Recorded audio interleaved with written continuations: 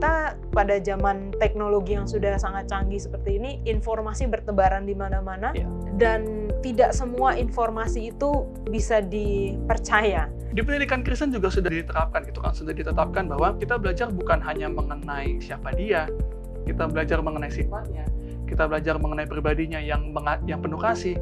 Pelajaran satu pekan ini kita belajar dari cara Tuhan memandang, ya, dari mata Tuhan yang ada di mana-mana. Saya suka dengan ayat hafalan tadi katakan bahwa mata Tuhan ada di mana-mana.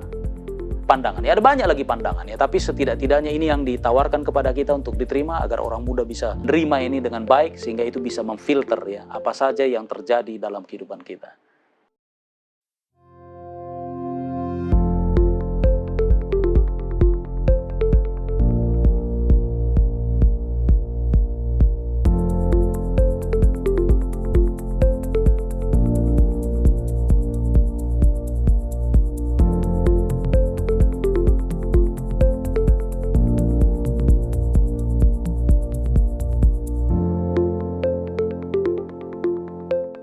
Shalom Sahabat Muda Hope Channel Indonesia di mana saja Anda berada. Kita bertemu kembali dalam program Diskusi Sekolah Sabat.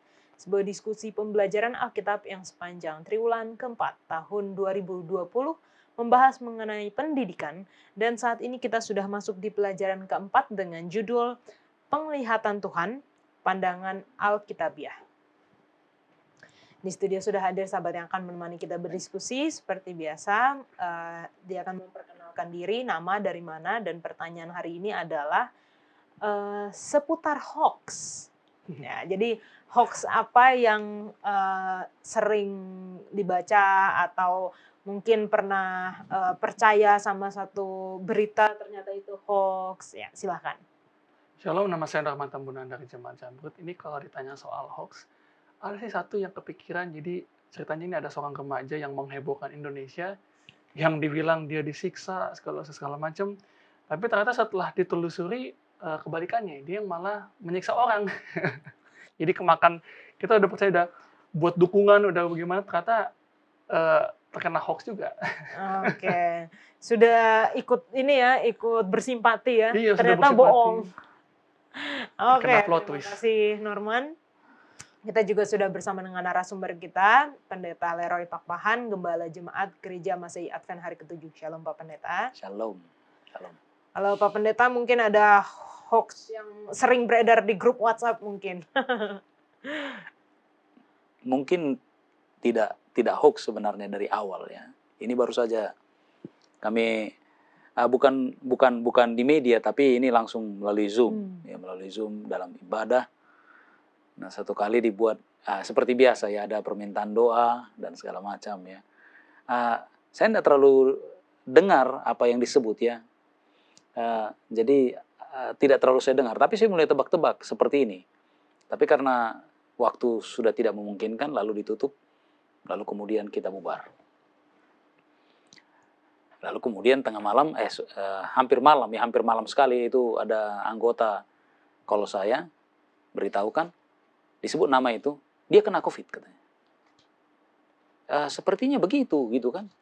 Wah, kemudian saya langsung klarifikasi kepada orang itu. Berarti benar ya, apa yang saya dengar itu ya mirip dengan nama dia.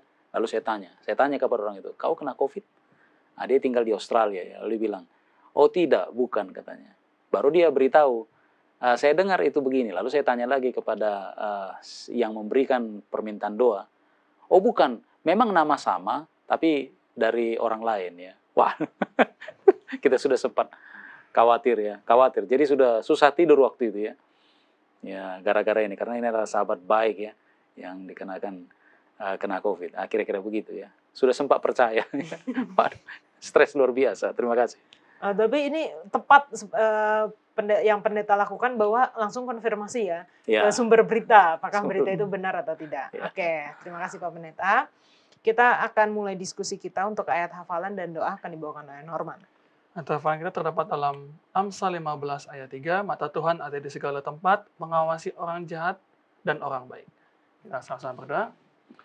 Bapa dalam surga, kami mengucap syukur atas pimpinan hingga pada saat ini. Bapak, kami akan mendiskusikan sekolah sahabat, kiranya apa yang kami diskusikan menjadi satu penonton dalam kehidupan kami, berkati juga masing-masing kami dengan Roh Kudus, semoga kami dapat berdiskusi sesuai dengan kehendak-Mu Bapa. Berkati Brother Leroy di sini yang akan menjadi memimpin diskusi ini, kiranya kebijaksanaan dari surga Engkau berikan kepadanya agar dapat memimpin diskusi ini dengan baik. Bapa, ampuni kami akan kesalahan kami, dalam nama Yesus kami berdoa, amin. Amin. Saya teringat ada satu film, mungkin film lama gitu, tapi waktu itu entah kenapa saya sempat nonton.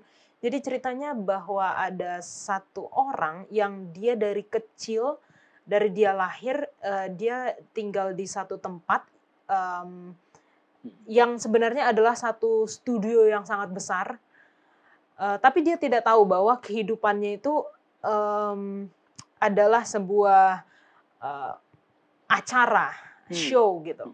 Jadi dia tumbuh besar, sekolah, lalu sudah dewasa, bekerja, dia pikir itu adalah dunia dia.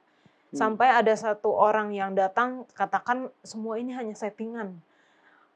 Kamu itu dibohongi, kamu harus cari tahu.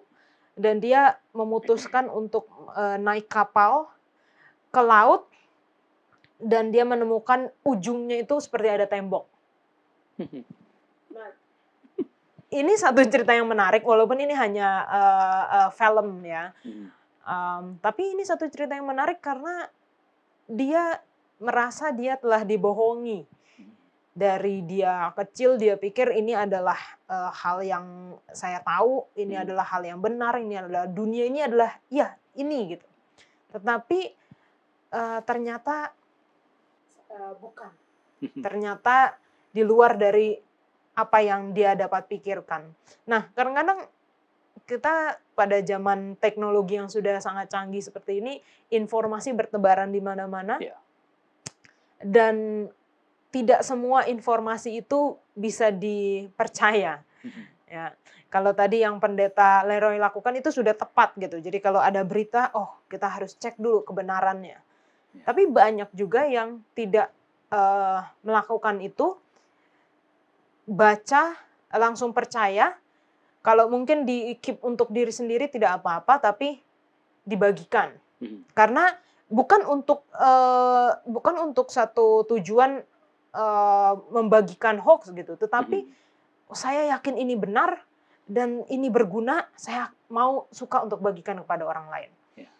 Pelajaran kita sepanjang minggu ini membahas mengenai penglihatan Tuhan, pandangan Alkitabiah. Di bagian bawah pelajaran Sahabat Petang dikatakan sebagai manusia kita tidak pernah melihat dunia dari sebuah posisi yang netral. Kita melihat itu selalu dan hanya melalui filter yang mempengaruhi cara kita menafsirkan dan memahami dunia di sekitar kita. Filter inilah yang disebut suatu pandangan, dan itu sangat penting bagi kita untuk mengajarkan pandangan Alkitabiah kepada orang muda kita dan bahkan anggota-anggota jemaat yang lebih tua. Jadi kita akan dituntun bagaimana sih pandangan Tuhan, pandangan Alkitabiah akan kehidupan ini. Jangan kemana-mana, kita akan lanjutkan setelah yang satu ini. Kita masuk di pelajaran hari Minggu. Silakan, Bapak. Hari Minggu judulnya adalah Pandangan Tuhan. Ini menarik sih karena dibuka. Sahabat kita membuka dengan sebuah cerita. Ada profesor dari Oxford, dia membuat sebuah teori bahwa dunia ini dan segala sesuatu isinya adalah tidak ada yang nyata. Sebaliknya bahwa sebenarnya kita ini makhluk digital yang diciptakan oleh alien dengan superkomputer gitu loh. Aku jadi ingat ada satu novel novel Jepang terus diterjemahkan ke Indonesia, ke bahasa Indonesia. Jadi novel ini menceritakan tentang seorang peneliti, sekumpulan peneliti ada 4 orang, mereka meneliti bagaimana membuat AI yang hampir sama dengan manusia. Lalu mereka tempatkan di satu daerah Tokyo. Kalau di novel dibilang di Tokyo gitu kan. Ada satu tempat khusus untuk mereka, lalu mereka membuat dengan komputer yang super canggih, peralatan besar-besar. Akhirnya terbentuklah ada awalnya cuma 5 manusia AI itu, 5 AI, terus akhirnya mereka berkembang biak menjadi 10, 20, hampir ratusan. Dan pada saat ada seseorang yang kasih tahu bahwa ke AI ini, dia kasih bahwa kamu tuh hanya makhluk buatan dari manusia luar, terkejutlah manusia AI ini. Jadi selama ini saya tidak hidup bukan dari keinginan saya, gitu kan. Coba tanyakan. Nah, ini menarik karena di dunia itu kan banyak pandangan-pandangan ya. Ada pandangan yang pertama bahwa iya bahwa kita ini adalah makhluk hidup yang hidup gitu aja gitu loh. Nggak ada Allah, nggak ada keilahian, nggak ada apa namanya, pokoknya ya hidup gitu aja, ya memang tercipta apa adanya gitu kan. Kalau di sekolah sahabat kita dibilang bahwa tidak ada Allah, tidak ada para dewa, tidak ada sesuatu yang ilahi. Kenyataannya adalah sepenuhnya tentang materi dan sepenuhnya alami. Seperti yang pernah dikatakan seseorang 2500 tahun yang lalu. Hanya ada berbagai atom dan kehampaan dan kekosongan. Ya gini aja gitu loh. Kita ada ya, ada emang proses alami aja gitu, proses alam. Tapi pandangan lain menyebutkan bahwa ada loh makhluk ilahi, makhluk yang lebih dahsyat yang menciptakan manusia yang lebih kuat, lebih hebat dan mengatur semua ini gitu loh. Dan pandangan inilah yang masuk di akal gitu loh. Yang lebih rasional dan lebih apa istilahnya? Yang lebih bisa diterima lah oleh pikiran bahwa memang ada yang mengendalikan alam semesta ini. Di pendidikan Kristen juga sudah diterapkan gitu kan, sudah ditetapkan bahwa kita belajar bukan hanya mengenai Allah tok, maksudnya hanya mengenai ini Allah nih, enggak, tapi kita belajar mengenai siapa Dia, kita belajar mengenai sifatnya, kita belajar mengenai pribadinya yang penuh kasih, dan kita belajar juga mengenai Allah yang penuh mukjizat, yang tidak yang tidak bisa kita bayangkan. Lalu kita belajar juga mengenai bagaimana Allah itu sebenarnya melampaui hukum-hukum yang selama ini kita mengerti. Jadi di pendidikan Kristen pun sendiri sudah dijelaskan bahwa Allah itu lebih dari itu gitu loh. Allah itu nggak bisa kita bayangkan saking dahsyatnya Dia, saking hebatnya Dia. Di paragraf terakhir dibilang, pengajaran akan pandangan ini sangat relevan dengan zaman kita karena begitu banyak dunia intelektual mengklaim bahwa sains mendukung hal itu secara terbuka dan tanpa maaf mengajarkan pandangan naturalisme dan ateisme. Dan inilah yang sebenarnya sedang terjadi gitu kan. Banyak anak muda yang mulai percaya bahwa enggak, Allah itu enggak ada gitu loh. Ya, kita apa adanya. Sementara di sisi lain ini mau diingatkan bahwa enggak, bahwa dunia itu ada Allah gitu loh. Ada sesuatu yang oknum yang enggak bisa kita jelaskan tapi kekuatannya luar biasa dan mengatur ini semua gitu loh. Jadi ada peran Tuhan di sana gitu loh. Ada bahwa Allah itu hadir gitu loh. Itu sih yang aku dapetin di hari Minggu. Jadi banyak sekali pandangan-pandangan di dunia ini yang di luar dari apa yang Alkitab telah jelaskan gitu ya. Bahkan di luar tadi satu pandangan ateisme yang tidak ada Tuhan sama sekali, satu pandangan teisme ada Tuhan. Saya pernah dengar pandangan yang di tengah-tengah gitu. Tuhan itu ada satu oknum yang lebih tinggi itu yang punya kuasa, maha kuasa, tapi dia tidak peduli dengan kehidupan kita. Ya udah, hanya ada satu kuasa yang lebih besar aja dari manusia. Ya, jadi itu, dan masih saya ya tahu masih banyak sekali lagi pandangan yang tidak sesuai dengan Alkitab.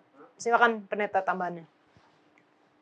Dengan demikian, maka kita bisa pastikan bahwa worldview yang harus diadopsi dari pelajaran hari ini adalah bahwa kita ini real. Kenapa? Karena Allah kita real. Dia menciptakan manusia yang real untuk tujuan yang real. Ya, jadi tidak seperti naturalis, materialistik, kan begitu ya. Yang mengatakan bahkan ya yang real itu adalah yang nggak real. Oh, tidak seperti itu. Ini yang kita adopsi. Dengan demikian kita memandang hidup itu berbeda. Ya. Saya ini real. Jadi saya melihat ini Norman sekarang, engkau adalah real. Yola, engkau adalah real. Saya juga real. Kenapa? Karena pencipta kita real. Dan dia membuat kita real. Terima kasih. Oke, baik, terima kasih Pak Pendeta. Jangan kemana-mana, kita akan lanjutkan setelah yang satu ini.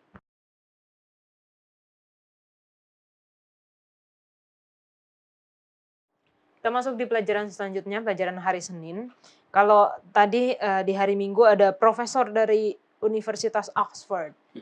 Nah, di hari Senin ini ada seorang pemikir dan penulis Jerman yang bernama Gottfried Wilhelm Leibniz.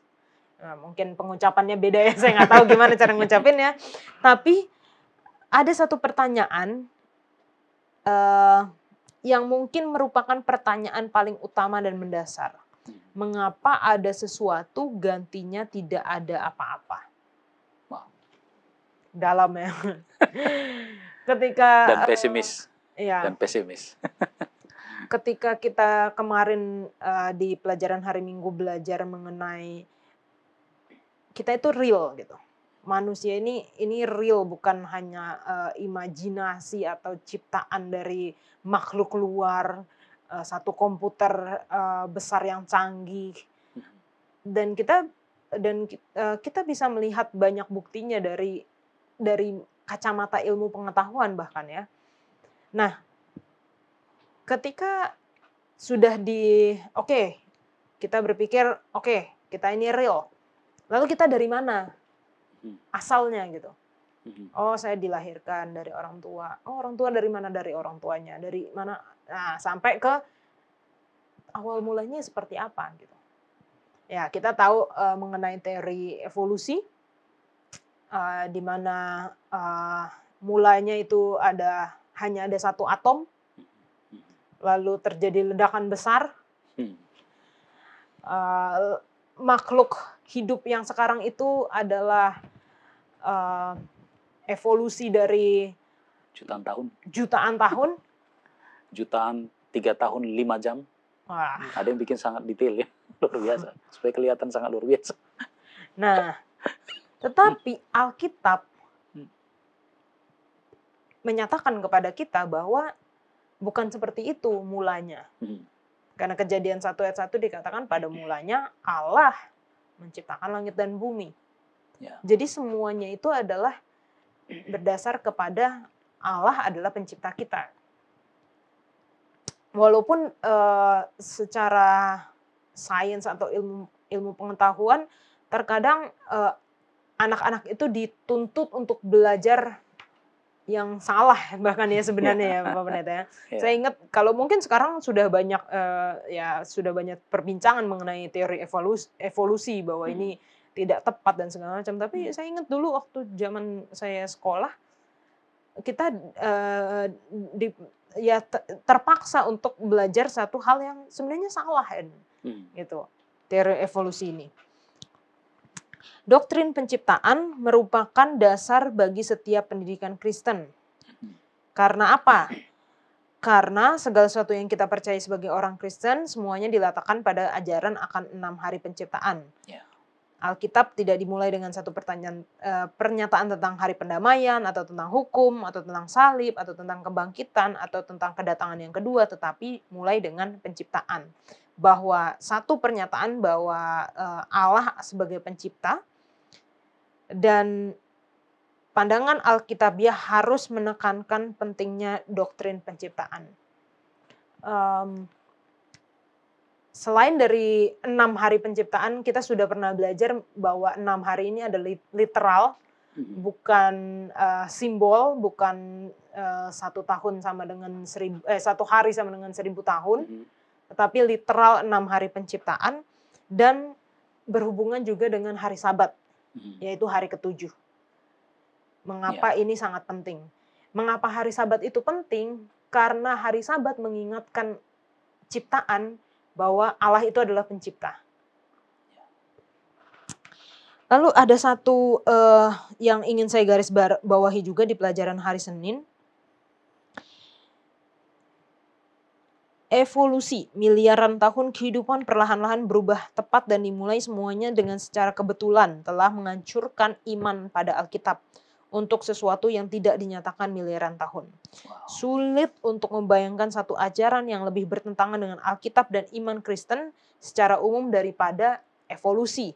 Itulah sebabnya ide bahwa evolusi entah bagaimana dapat dibuat selaras dengan doktrin Alkitab tentang penciptaan adalah bahkan lebih buruk daripada evolusi ateisme. Hal itu tidak dapat terjadi bukan tanpa menghina Alkitab dan iman Kristen secara keseluruhan. Silakan tambahannya Pak Pendeta. Ya, jadi apa yang Yola sebutkan itu ini ada sekarang ya. Jadi digabung teistik, artinya ya pencipta, Tuhan mencipta dengan evolusi. Jadi itu digabung. untuk mencari segmen baru ya, segmen pasar baru untuk menjangkau yang lain. Tapi memang menarik pelajaran ini ya. Coba sebutkan dulu keberadaan atau mengapa ada sesuatu yang tidak ada. Ini saya mau katakan ini mengangkangi bahkan kasana bahasa ya. Buktikan sesuatu itu ada. Oke, enak ya. Ada sesuatu. Sesuatu kan berarti ada. Buktikan dia ada. Ya, dia sudah ada. Ya kan begitu. Tapi buktikan bahwa sebenarnya yang tidak ada itu yang ada. Come on. Dan itu yang sangat membuat kita, ya artinya untuk untuk uji pikir, nah itu enak dia apa ya. Tapi untuk apa? Untuk apa itu? Ya, bahwa sebenarnya yang nothing itulah yang exist, bukan yang something atau someone. Dan itu sangat membuat kita, ya. Tapi bagi orang ya daripada dianggap tidak bisa berpikir, maka mereka tetap saja mau menerima cekokan itu. Dan saya mau katakan bagi sekolah kita ya, bahkan gereja kita, bagi guru-guru, ini panggilan kepada guru-guru pelajaran ini juga, termasuk dengan kita. Sampai sekarang, di sekolah kita, kurikulum evolusi masih ada. Menyakitkan ya. Nah, jangan ada katakan terpaksa. Itu ada di tangan kita. Kurikulum bisa di-adjust. Bicara baik-baik kepada pemerintah. Kami tidak percaya dengan ini. Apakah Bapak juga percaya? Ya kan begitu. Karena ini mau cari jalan tengah saja. Pada akhirnya,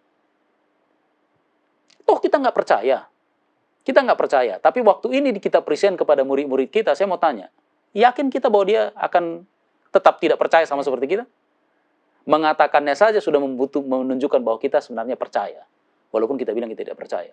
Karena action speaks louder than words. Kan begitu. Kita, ya buktinya kita ngajar itu kan itu action sudah. Ya, kira-kira demikian. Jadi, bagi saya worldview yang kita bisa tangkap dalam pelajaran hari Senin ini adalah bahwa Allah adalah pencipta dari segala sesuatunya. Semua ini adalah real, semuanya baik, dan semuanya sempurna dijadikan sedari awal. Tidak perlu berproses miliaran tahun dan segala macam. Allah membuat. Itu kan seperti meragukan kuasa Tuhan. Bahwa dia perlu waktu untuk membuat itu sempurna. Tapi bukan dengan kuasanya, tapi dengan proses. Hati-hati. Ya. Jadi saya mau katakan, entahkah itu theistic evolusi, atau bagaimanapun, apalagi real evolusi, itu berbahaya sekali. Jadi jangan diladeni, ya. Tidak boleh diladeni. Karena itu sudah jelas palsu. Terima kasih. Baik, terima kasih tambahannya Pak Pendeta. Jangan kemana-mana, kita lanjutkan setelah yang satu ini.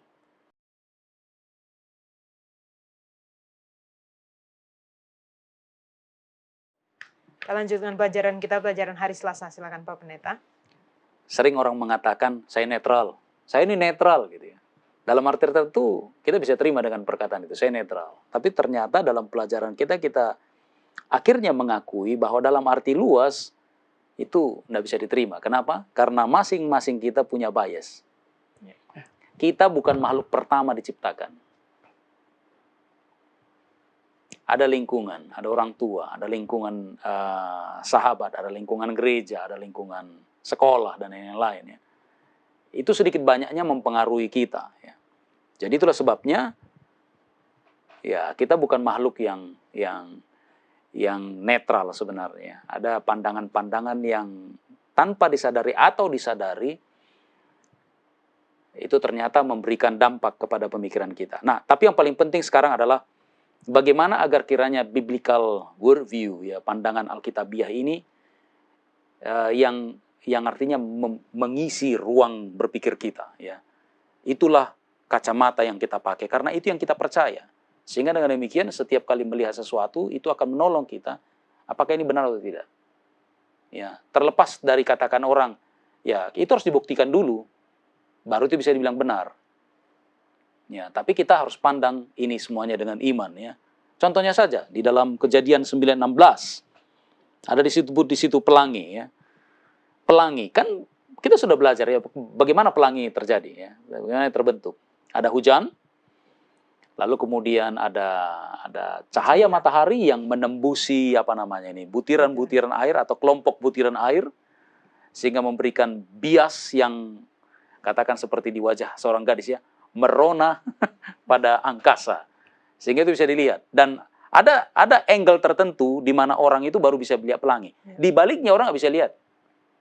Kenapa? Karena tidak dapat itu pantulan cahaya itu ya. Jadi dibutuhkan dibutuhkan seperti seperti ini black background ya, supaya pantulan dari air itu, dari matahari itu ya, cahaya matahari itu membias ke sana lalu kemudian kita bisa lihat pelanginya.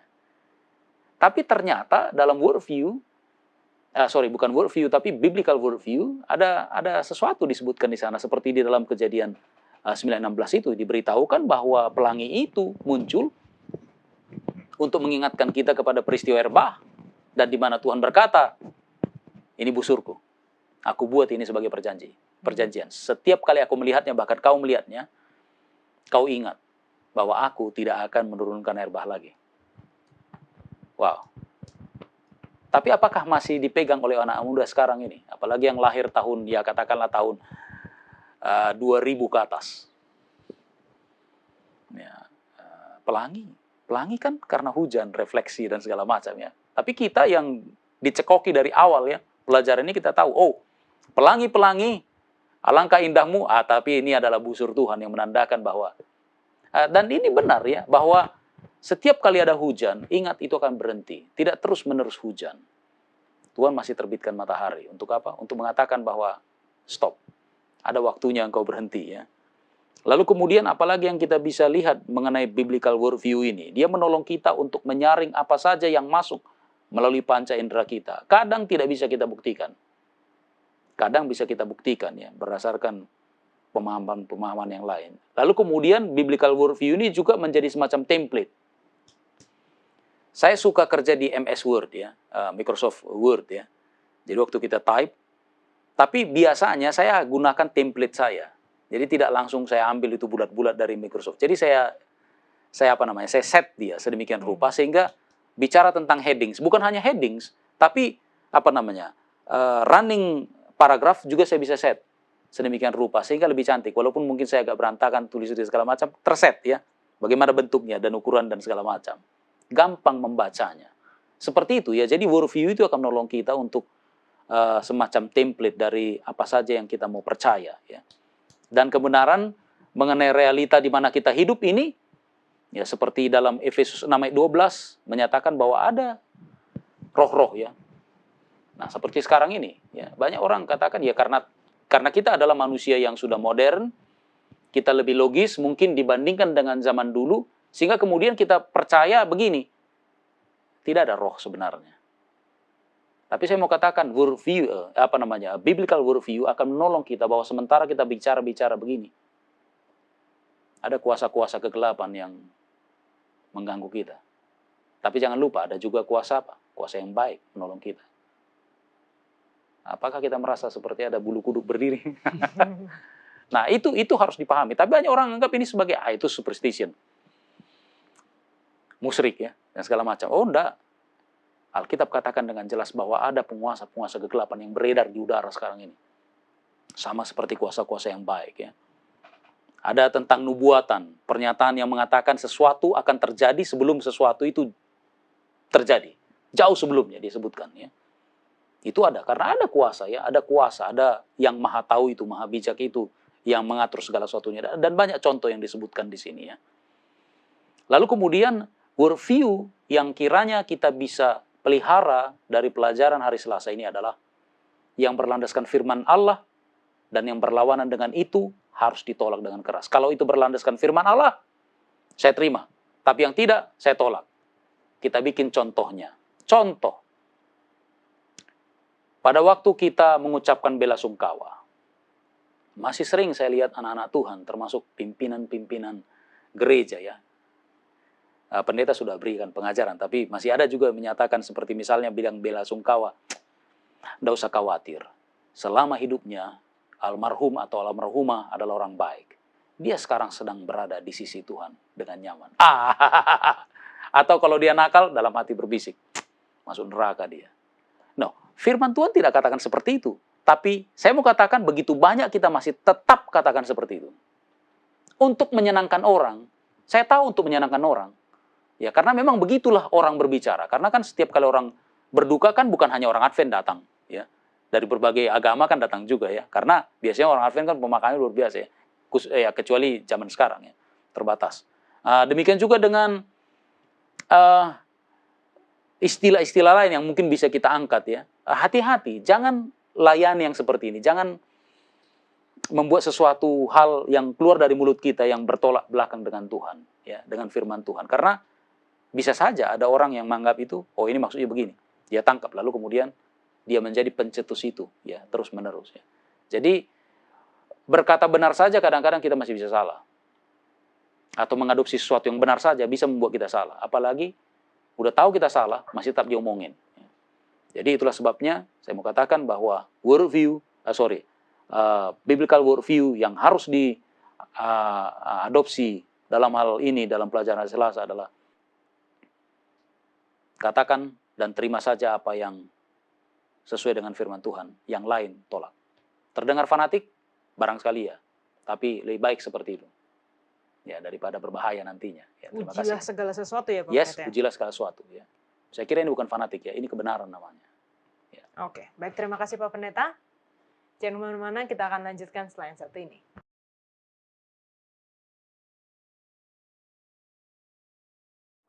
Kita masuk di pelajaran hari Rabu, silakan Norman. Ya, Rabu judulnya adalah Menyembah Penebus. Aku jadi teringat sama salah satu novel detektif gitu kan, Pendeta. Misalnya kalau detektif kan, dia harus menghubungkan peristiwa A, B, C, D.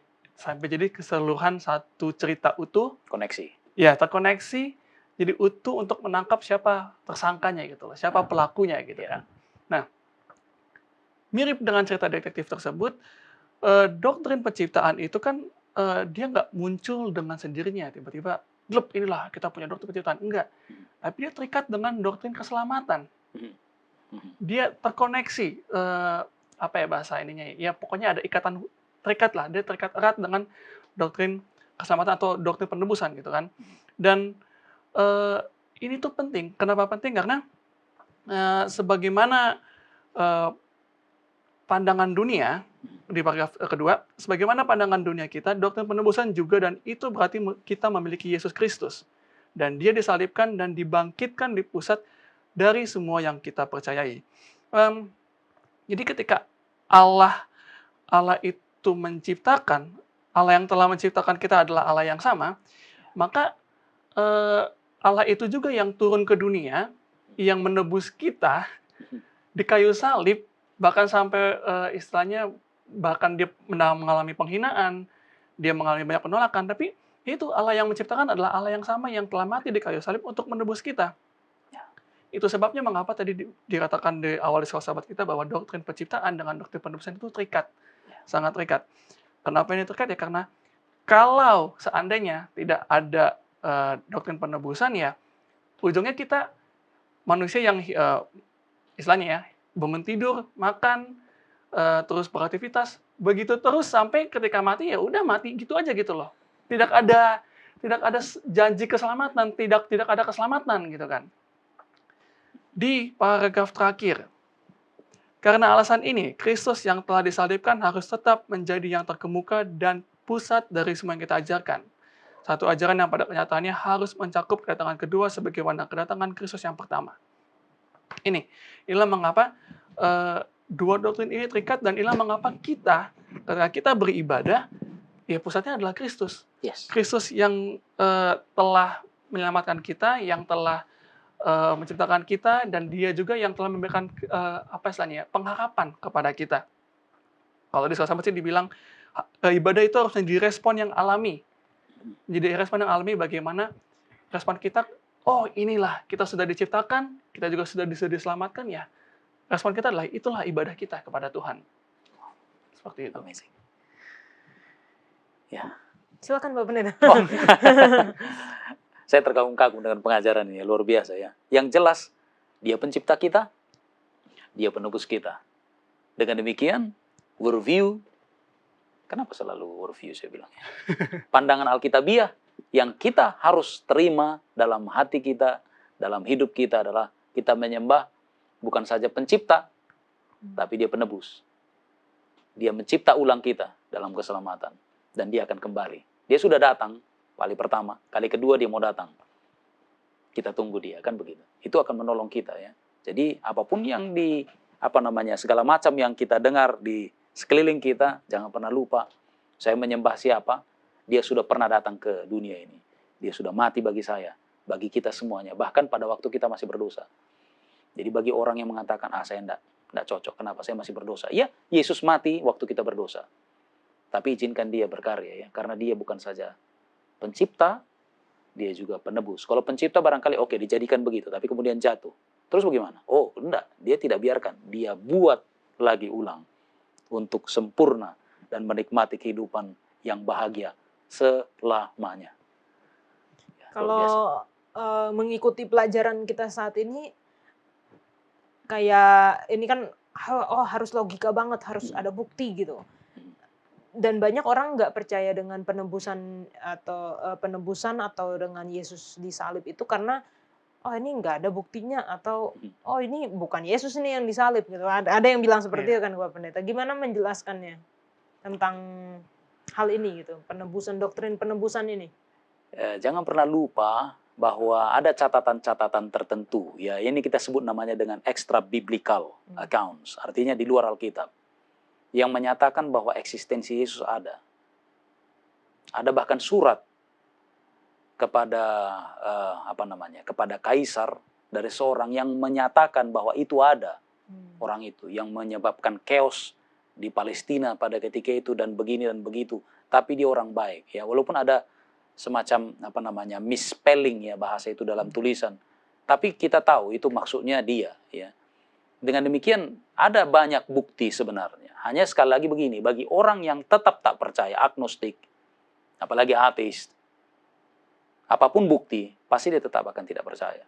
Yang jelas di sini begini, setiap kali kita katakan tidak percaya, tidak ada Yesus, tidak ada Tuhan, percayalah, dia sudah tanamkan dalam, kalau kita percaya dengan itu ya, dalam sel-sel, fabrik dari semua tisus yang ada di di dalam tubuh kita ini, sudah terekam yang namanya dalam bahasa yang lalu ya, ini gen ilahi ada di sini, di dalam diri kita ini, bahwa kita ini butuh Tuhan ya. Itu pengakuan dahsyat. Dan orang ateis juga katakan tidak ada Tuhan. Kenapa? Bukan dia katakan tidak ada Tuhan sebenarnya, tapi dia tidak percaya bahwa kok bisa dunia ini menderita begini, lalu Tuhan mana sebenarnya yang tetap membiarkan itu, kan begitu. Jadi artinya gini, bukan menolak eksistensinya, tapi nggak percaya masa ada Tuhan seperti itu. Jadi mereka komplain tentang sifat Allah kalau kita pelajari lebih dalam. Jadi ini totally wrong ya. Jadi jangan seperti itulah ya. Kita ini mau tak mau waktu kita katakan tidak ada Tuhan, seperti orang fasik itu, tidak ada Tuhan katanya, tapi itu eko, ada Tuhan. Jadi semakin keras kita teriak tidak ada Tuhan, Tuhan ada. Ini yang di dalam kitab Pengkhotbah dikatakan Allah memberikan kekekalan di dalam hati mereka ya, Pak Pendeta. Ya, saya lebih suka dengan Roma ya, bahwa dia tanamkan sesuatu dalam diri kita. Itu yang disebut namanya nurani. Orang yang tak tahu Taurat, tidak mengenal Allah, tapi dalam hatinya dia lakukan. Kenapa bisa begitu? Ada semacam common sense bukan? Kenapa bisa begitu? Kenapa orang tiba-tiba bisa begini dan begitu? Kalau tidak ada makhluk ajaib luar biasa yang mengendalikan dan menciptakan kita, bahkan menebus kita kembali. Baik. Ya, susah dibuktikan, memang susah ya. Tapi ya ada banyak bukti sebenarnya bahwa Yesus adalah penebus ya. Dan bukan untuk orang Yahudi saja, tapi bagi semua orang. Amin. Terima kasih Pak Pendeta. Diskusi kita semakin hangat, jangan kemana-mana, kita kembali lagi yang satu ini.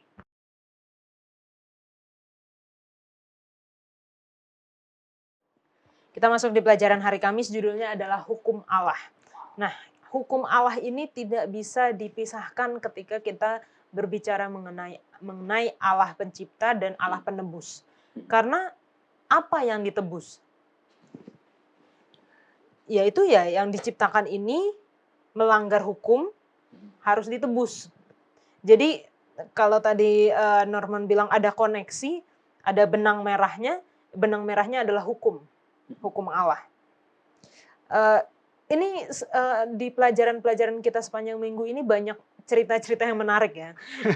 Karena tadi ya profesor, terus ada seorang pemikir, penulis, yang di sini ada penulis dan ahli filsafat Prancis juga. Dia diminta menulis tentang perdebatan masalah hukuman mati. Lalu malahan yang dia tulis adalah bukan hanya penghapusan hukuman mati, tetapi penghapusan seluruh sistem pemenjaraan dan membiarkan seluruh tahanan pergi dengan bebas. Nah, mengapa? Karena bagi mungkin Mitchell ini namanya ya, semua sistem moralitas hanyalah buatan manusia.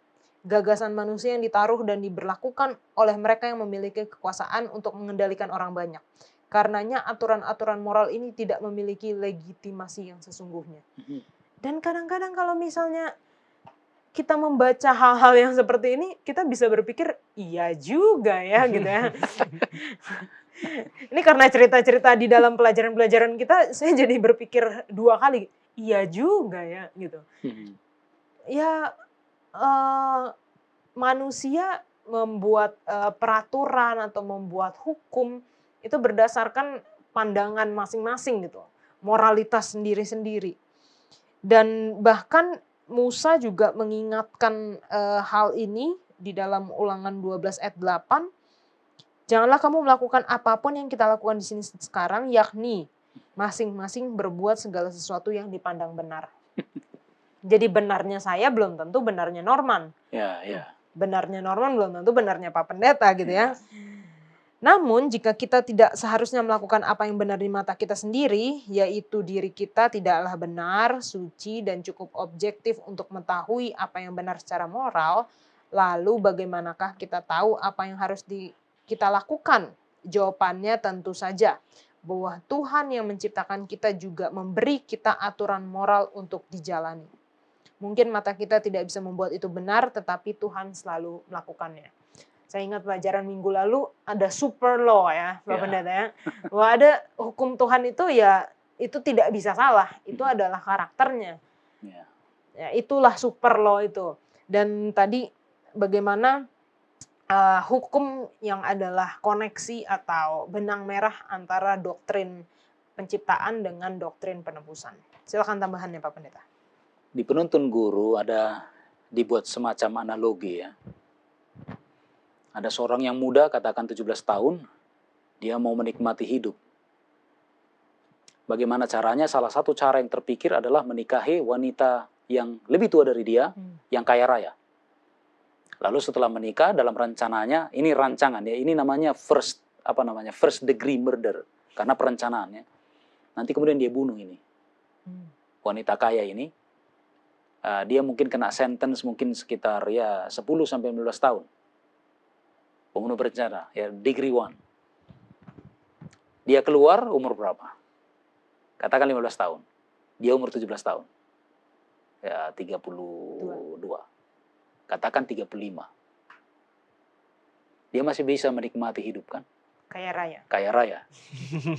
Ya kan begitu. Secara ukuran waktu, ya dia cerdas. Nah, kita bukan bilang bijak ya, tapi dia cerdas. Dia bisa nikmati hidupnya for the rest of his life. Kaya raya. Ya kan? Tapi ternyata kan tidak seperti itu. Hukum tidak meminta seperti itu. Masalahnya begini ya. Hukum kan, kita bicara perundang-undangan di negara ya. Perundang-undangan itu katakan begini. Ada ini pelanggaran. Inilah hukum, tidak boleh begini. Kalau terjadi pelanggaran, maka diukur berapa banyak hukumannya. Bisa itu berdasarkan waktu, beratnya dan segala macam, di mana ya, sampai kepada haruskah ini penjara kelas 1, kelas 2 atau kelas 3, kira-kira begitu ya. Kelas 1 itu lebih berat. Tapi kan tidak itu maksudnya hukum ditulis dengan semacam konsekuensinya, bahwa oke, orang bisa berukuran ya di sini kan hukum mengatakan begini, ya kau lakukanlah, no problem. Ya paling kau nanti akan kena penjara sekian lama. Walaupun saya tahu ada beberapa orang mungkin yang mengatakan begitu, anjuran begitu ya. Langgar saja. Paling nanti kau kena begini. Paling kau kena begini. Dan bukankah di gereja sering juga ada kita dengar seperti itu? Ya udahlah, kawin saja dengan apa? Paling nanti setelah itu dipecat lalu dibaptis lagi. Iya kan? Itu real loh. Tapi nggak seperti itu cara berpikir bicara tentang 10 hukum atau dekalog. Di sini kita bisa luar biasa ya dapat pengajaran ya tapi dari penuntun guru ya. Penuntun guru katakan itulah sebabnya 10 katakan dulu sebentar ya. 10 hukum itu tidak disebut 10 hukum. Tapi yang disebut namanya dengan debarim. Kata, 10 firman. Jadi bukan miswot, bukan hukum, bukan 10 hukum, bukan commandments. Tapi itu adalah firman. Karena itu perjanjian. Antara siapa? Antara Allah dengan umatnya. Dan bahasanya singular. Jadi artinya Allah, Tuhan Allah bersama dengan masing-masing orang Israel yang ada di situ. Jadi bukan kolektif. Walaupun bicaranya kolektif ya, seperti banyak orang kumpul di situ. Inilah aku sudah membebaskan engkau. Maka beginilah begini. Jadi artinya ini perjanjian luar biasa antara Allah yang personal dengan umat yang personal masing-masing. Jadi dengan demikian kita bisa dapatkan bedanya. Sekarang kita dapat ya, debarim atau 10 firman dengan hukum adalah ini. Tidak disebutkan konsekuensinya. Karena ya kita nggak tahu apa konsekuensinya. Melanggar hukum Allah, misalnya mencuri, katakan. Bisa saja mungkin digebuki lalu mati. Digebuki masa maksudnya. Tapi bisa saja mungkin orang itu lolos. Tapi ingat, Allah memandang itu bersalah. Mau apapun ya, mau kecil pencuriannya, mau besar pencuriannya, di mata Allah itu salah. Sangat menarik ya, sangat filosofis sebenarnya, tapi ya mudah dicerna sebenarnya. Bagaimana bedanya yang ya super low mungkin kita tinggalkan bahasa itu ya jadinya. Tapi ini 10 firman, ini perjanjian antara saya pribadi, keluarga saya masing-masing, Norman, Yola, ya, Epi ada di sana, dengan Tuhan kita. Terima kasih. Baik, terima kasih tambahannya Pak Pendeta, sangat mencerahkan, terutama buat anak-anak muda. Jangan kemana-mana, kita akan lanjutkan selain satu ini.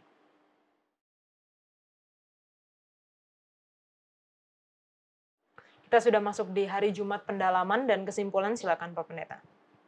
Baik, jadi kita tinggalkan tadi hari Kamis dengan satu pandangan biblikal, ya, pandangan Alkitabiah yang perlu diterima secara bulat dalam pemikiran kita bahwa hukum Allah itu kekal dan hukum Allah itu mengikat untuk kesejahteraan dan bukan untuk jalan mendapatkan keselamatan. Jadi firman Allah itu, khususnya yang 10 itu menjadi dasar pijakan kita. Jadi kemanapun kita pergi jangan lupa itu. Tapi ingat, ini bukan untuk dipermainkan ya. Kalau berbohong untuk tujuan baik kan bagus. Contoh gitu ya. Tidak seperti itu maksudnya. Tuhan memandang itu bersalah. Nah sekarang kita dapati bahwa dalam pelajaran satu pekan ini kita belajar dari cara Tuhan memandang, ya, dari mata Tuhan yang ada di mana-mana. Saya suka dengan ayat hafalan tadi katakan bahwa mata Tuhan ada di mana-mana. Masih ingat lagu anak-anak ya, awas mata yang selalu melihat. Jangan suka lihat apa katanya yang dilarang ya, karena Bapa di sorga selalu lihat ke bawah. Dia di mana? Di sorga. Lihat ke bawah.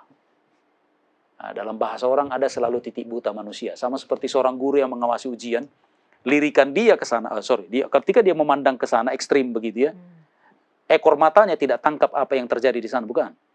Jadi bisa ada kesempatan bagi orang itu. Saya bukan menganjurkan ini ya, menyonteklah pada waktu guru tidak melihat, bukan ya. Tapi artinya hanya mau katakan bahwa ada titik buta manusia.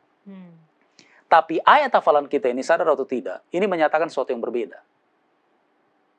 Jadi bukan mata Tuhan ada di sorga, dia di sorga lalu melihat ke bawah, tidak lagi seperti itu. Tapi mata Tuhan ada di mana-mana. Artinya apa?